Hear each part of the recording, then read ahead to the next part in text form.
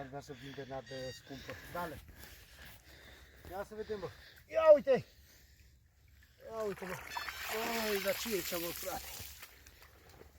Asta vreau să zic că totul e să te adaptezi la locul de pescuit. Nu cu nadă, cumpărați pula, cumpărați... Nu, fraților. Nu vă luați ce spune ăștia cu nadă scumpă. Adaptați-vă la locul de pescuit. Sper că mă filmezi pe mine, nu?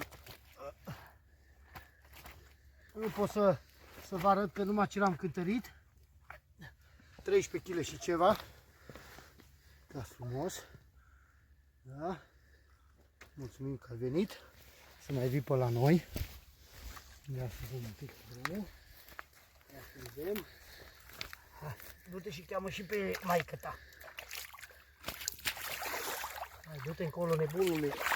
Uite cum vine la mine, mânca ea și gura lui. Bă, dar du-te încolo, fraiere. Tot malul caută cu aia. Păi, zăbuniți, mă, dai seama. Gata.